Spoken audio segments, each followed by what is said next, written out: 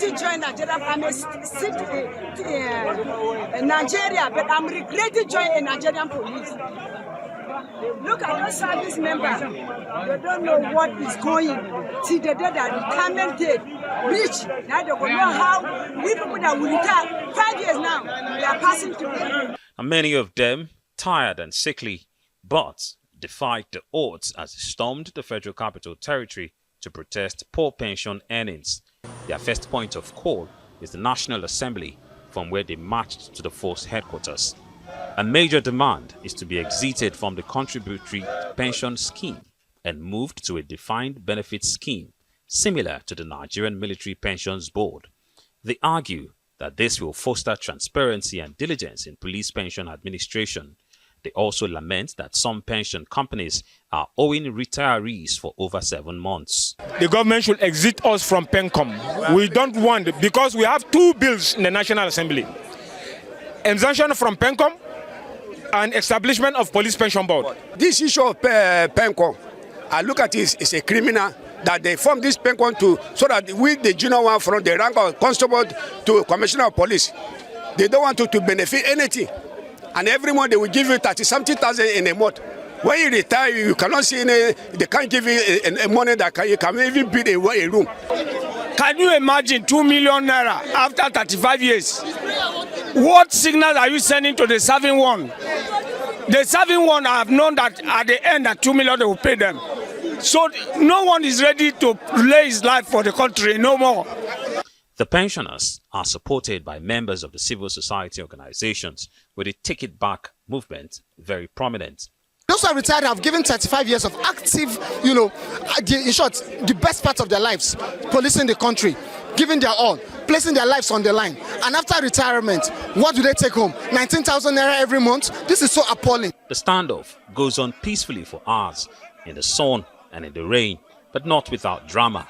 Refreshments provided by the police are rejected, while activist Omoyele Sowore alleged that he was harassed and his eyeglasses stolen by a police officer. 6 hours later, the pensioners concede and agree to a briefing by the Inspector General of Police at the Peacekeeping Hall. At the briefing, the IGP explains that he is not opposed to exiting the contributory pension scheme, but says it is beyond the powers of the IGP. The IG didn't put the police in CPS. The agitation to exit the CPS has been on since 2014, 11 years ago. All previous IGs have tried their best to exit the police from the CPS. But exiting the CPS is beyond the power of any Inspector General of Police. There are a lot of things that are involved. Lamenting their predicaments, some of them said they were approached to join Boko Haram, while many lamented that their inability to meet up with their responsibilities had led to failed marriages. They want the IGP to go to the presidency and solicit a special intervention for the police. While the group is not satisfied, they have promised to continue with the protest until their demands are met. Well, for more on the police protest, we're now joined by Dr. Salaudeen Hashim. He is the Director of Programs, CLEEN Foundation. And we're also joined by CSP Menia Lawan, retired, one of the police pension protesters. Thank you so much, gentlemen, for coming on the news tonight. Thank you very much for having me. Well, we have seen those powerful images of the retired police officers protesting today, mainly elderly, such as Mr. Lawan here, protesting in the rain in the Federal Capital Territory. Elsewhere in the country, we saw them under the scorching sun. If this is how we treat those who have given decades to security in this country, as one protester asked, I'm putting that question to you through the lens of your foundation. What message are we sending to those who are still serving and those who may be thinking of joining the force? Very pertinent. I think that is a very fundamental question. Regardless of motive, and then of course regardless of method, I think personnel within the Nigerian police force, serving or retired, deserve a very healthy welfare package. And it is very key also to mention that some section of the society should not exploit the conditions of these retirees to actually politicize this particular conversation. They are emotionally distressed, and these guys need help. And it is very important to know that this is actually as a result of institutional failure that has resulted into this particular quagmire. Can I ask you why you highlighted, some section of the society trying to politicize this? I mean, it is because it's a rhetoric we've heard throughout today. Absolutely, it is pretty clear that you are already beginning to see some projectiles between the political gladiators, individuals trying to posture themselves as those indeed fighting on the behalf of the police. But again, it's about motives and method. And of course, these are actually very clear within the system. And I thought it's very clear to do that concept clarification and know too well that we must not exploit the conditions of these people to actually begin to use that to mount the podium of a political conversation. But having said that, is to say that one, that there are discrepancies within the pension scheme, which of course puts our friend and his colleagues in a very disadvantaged position. Those who have actually migrated, or those who benefit from the defined benefit scheme, are those who earn about 300% of their previous salary and gratuity. We'll come back to this breakdown. Let me bring in Mr. Lawan to this conversation, and let's hear from you.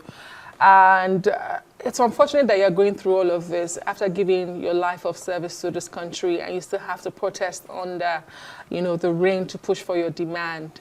We've heard what you said on the protest ground. You want to be removed from the contributory pension scheme. But I saw you talking to the Inspector General of Police today, earlier this evening.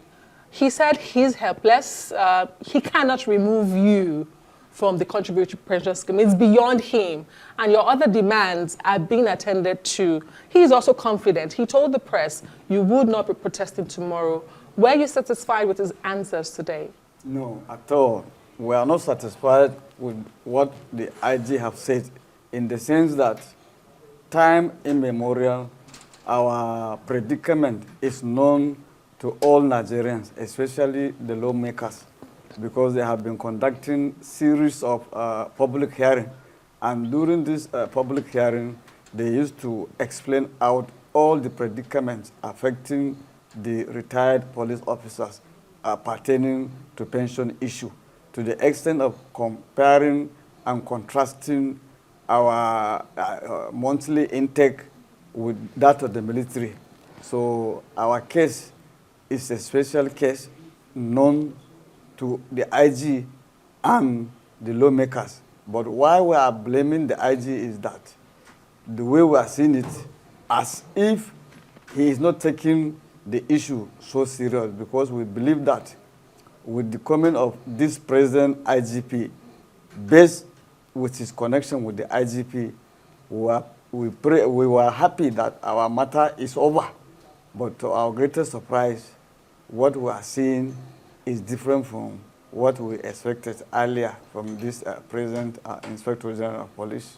Okay, so this question is for both of you, but I would like to stay with you, Mr. Lawan. Is the issue about the pension model or the salaries you earn? Because what pension means is what you get after retirement. So if you do not get that large sum in service, you definitely will not get it after service. So do you get my question? Is the issue here really about the pension model or what you earned? Very good. You see, they are bringing what you are saying as a defense. Okay. But they know that practically and in reality, they have put us where we are not supposed to be placed. When you talk of increment of salary, it's a different issue. Then when you talk of contributory pension scheme, it's a different issue. So if we are to be realistic to ourselves, this so-called contributory pension scheme supposed to start with those who are enlisted in the year 2005. So they should start calculating and working with them, because before the expiration of 35 years, they will be able to gather enough of money so that even if they do not give them the whole money, because they will give you only 25%. So when you look at this plan, those who start from 2005, before 35 years, they can be able to contribute a lot of money. So even when they give them 25%, it will never be a problem to us. It will make sense. How much do you get at I'm the moment? I'm coming. Because we have to wrap up. I'm I coming, do yes. apologize, yes. So that you understand where I'm heading to. Yeah. When this system was introduced in 2004, already many of us have spent 20 years in service. Okay. 21 years in service, 23 years in service, and they call it contributory. So which means, how many years are we going to contribute? How can our money be high? I see what you, but how much do you collect now as a result of this contributory pension scheme? How much do you collect? In particular? Yes, in particular. I was given the sum of 6 million. Okay. And monthly? Yes. And monthly? No, they call it lump sum. Lump sum, okay. Yes. All right. As we wrap up, Dr. Salaudeen, you were talking about how this is discriminatory, because even the protesters say the bosses at the top are not part of this contributory pension scheme. Yeah.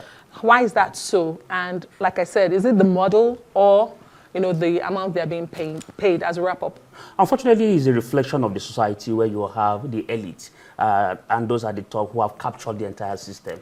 And then, of course, they situate themselves in a place where they actually benefit more and allow those of us and those people at those levels to continue to groan in pain. And I think this is where the legislature needs to actually engage. And I think our colleagues here really need to understand strategic engagement. This is a product of the law. For you to get anything to be revised or reviewed or be looked into, you need the parliament. There is already a bill in front of the National Assembly, and I think that is where the engagement should actually be focusing at, because the law must be reviewed before the IG in any way can act. But I think the Police Service Commission also has a strategic role to play, helping to provide strategic level intervention and engagement to the National Assembly for this particular thing to be reviewed. Because again, these guys in the field and outside are also going to potentially become tools and weapons in the hands of criminals. And that is actually a very key element. And that in itself needs to be put out there, because the society needs to be afraid that if they don't conclusively come out to help support this advocacy, that this might be a larger scale crime. And lastly for me is the fact that those who are currently serving are seeing this particular plight, and they might be abusing office currently to safeguard themselves from this particular situation in the future. Quite unfortunate, but thank you so much, gentlemen. Dr. Salaudeen Hashim, Director of Programs, CLEEN Foundation, and CSP Mania Lawan, retired, one of the police pension protesters today. We do hope that you get, the reprieve that you're asking for, and we'll monitor the journey. Thank you both.